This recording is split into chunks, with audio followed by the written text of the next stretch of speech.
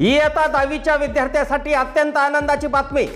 दिग्रस शहरात प्रथमच विद्यानिकेतन ज्युनियर कॉलेजमध्ये केवळ विज्ञानच नाही तर इंग्रजी माध्यमातून वाणिज्य आणि कला शाखा सत्र 2022-2023 मध्ये नव्याने सुरू होत आहे। याशिवाय टॉपर इन्स्टिट्यूट आणि फाउंडेशनच्या मार्फत NEET, JEE, MST, CET चा अभ्यासक्रम इयत्ता 11वी व 12वीच्या विद्यार्थ्यांसाठी अत्यंत माफक शैक्षणिक शुल्कामध्ये उपलब्ध आहे। मर्यादित जागा शिल्लक असल्यामुळे त्वरा करा आणि आजच आपल्या पाल्याचा प्रवेश निश्चित करा।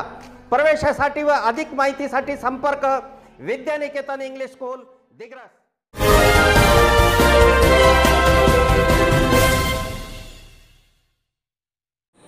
नमस्कार, मी सुरेश चिरडे।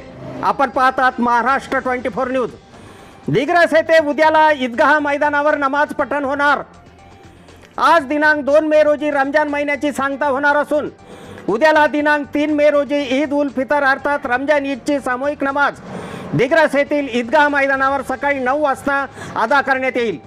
गेल्या 2 वर्षांनंतर प्रथमच ईदगाह मैदानावर नमाज अदा होणार आहे। याकरिता उन्हापासून संरक्षण व्हावे याकरिता मोठा मंडप उभारण्यात आला आहे, तर नमाज पठणचा संपूर्ण परिसर साफ करण्यात आला।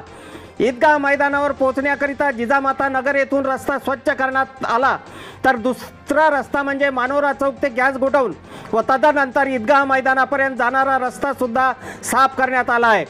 उद्याला जास्तीत जास्त संख्येने नमाज अदा करण्याकरिता ईदगाह मैदानावर येण्याचे आवाहन शहर ए काजी मौलाना अबू जफर यांनी केले आहे।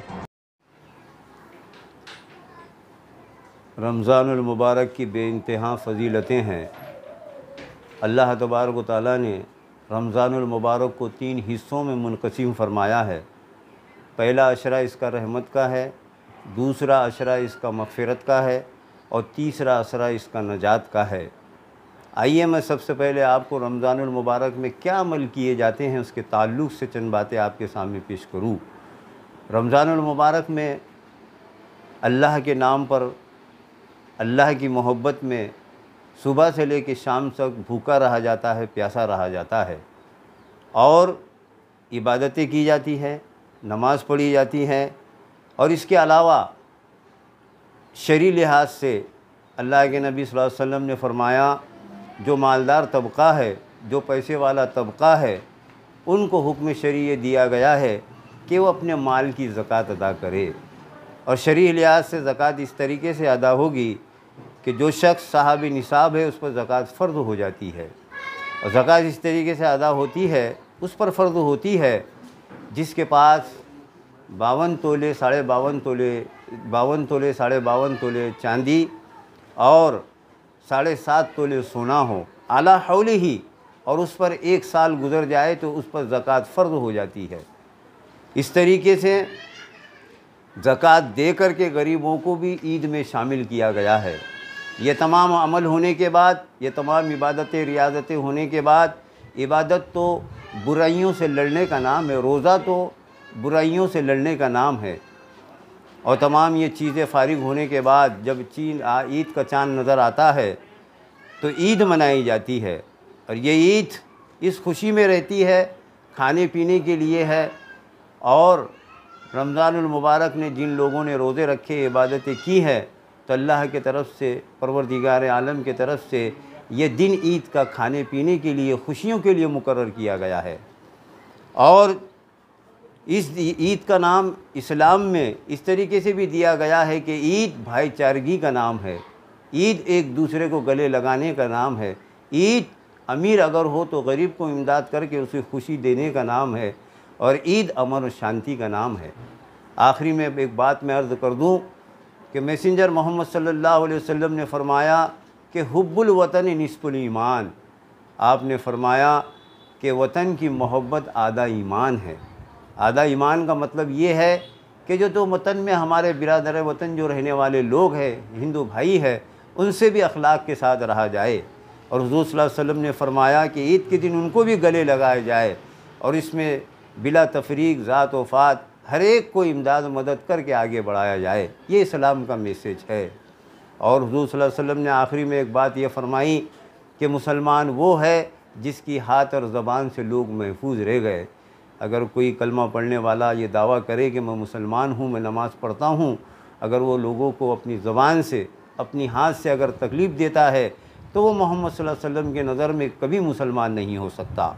दूसरी बात यह है, मैं आपको बता दूँ, ये अहम बात है इस्लाम की कि जिस जगह हम नमाज़ पढ़ते हैं तो शरई हुक्म ये दिया गया है कि आपका बदन साफ़ होना चाहिए, आपके कपड़े साफ़ होना चाहिए, और जिस जगह आप नमाज़ पढ़ रहे हैं वो जगह भी साफ़ होना चाहिए। ये शरीयत का ज़ाहिरी हुक्म है। आप मुझे बताएं कि जब आपका अगर बदन नापाक हो तो आपकी नमाज़ नहीं हो सकती, अगर आपका जिस्म नापाक हो तो आपकी नमाज़ नहीं हो सकती, अगर वो जगह और मुसल्ला नापाक हो तो आपकी नमाज़ नहीं हो सकती। भला बताएं उस शख्स के बारे में कि जिसका दिल नापाक हो, जिसके दिल में खुदूरत हो, जिसके दिल में जलन हो, हसद हो, तो उसकी नमाज़ कैसे हो सकती है। तो दिल आईना रखना चाहिए। ईद का दिन जो है, कल हम ईद मनाने वाले हैं मंगल के रोज़, और ईद बड़े ही तुझको एहतशाम के साथ, बड़े ही प्यारे अंदाज में, लॉकडाउन के बाद लोगों में बड़ी ही खुशियाँ हैं कि ईद ईदगाह पे मनाई जा रही है। और ईदगाह पर बहुत ही प्यारे अंदाज में जावेद पहलवान की तरफ से वहाँ पर पिंडाल का इंतज़ाम किया गया है। उन्होंने ज़ाती ख़र्चे से वहाँ पर नमाजियों के लिए साये का इंतज़ाम किया है, वज़ू के लिए पानी का इंतज़ाम किया है। मैं बस अल्लाह के दरबार में ये दुआ करता हूँ और लोगों को तमाम को ये दावत देता हूँ कि आप तमाम यानी भीड़ वहाँ पर पहुँचे और एक जहती के लोगों के साथ दावा। आपको मैं बता दूँ कि ईद का जो वक्त होगा वो 9 बजे का मुकर्रर वक्त रखा गया है। तमाम लोग वहाँ पे पहुँचे और ईद की नमाज़ अदा करें। ईदगाह पर नमाज़ अदा करना हुज़ूर सल्लल्लाहु अलैहि वसल्लम की सुन्नत मुबारका है। और मस्जिदों में जो नमाज़ें अदा की जाती है वो सिर्फ़ बूढ़ों के लिए, कमज़ोर लोगों के लिए शरई लिहाज से उनको इजाज़त दी गई है। लेकिन जो तवाना है, जो ताकतवर है, जो जवान है, उन तमाम को शरीयत और हुज़ूर सल्लल्लाहु अलैहि वसल्लम ने फरमाया है कि तुम लोग ईद की नमाज़ ईदगाह पर अदा करो। ख़ुद हुज़ूर सल्लल्लाहु अलैहि वसल्लम ने ईद पर नमाज़ अदा की है। अल्लाह तुमको हमको रमज़ानुल मुबारक के फ़ुयूज़ और बरक़ात से माला माल फरमाए। वमा अलैना इल्लल बलाग वमा तौफ़ीक़ इल्ला बिल्लाहिल अलीय्यिल अज़ीम। रमजान ईदच्या नमाजानंतर अनेक मुस्लिम बांधवांनी हिंदू बांधवांना शीर खुर्माचा आस्वाद घेण्याकरिता आजपासूनच निमंत्रण देणे सुरू केले आहे। तर रमजान ईदचा उत्साह शिगेला पोहोचला आहे। अफजल खान, ऋषिकेश हिराजसह मी सुरेश चिरडे, महाराष्ट्र 24 न्यूज, दिग्रस, यवतमाळ। आमच्या पुढील बातम्याचे अपडेट पाहण्याकरिता आत्ताच आमच्या चॅनलला सबस्क्राईब करा व बेल आयकॉनवरती क्लिक करा। धन्यवाद।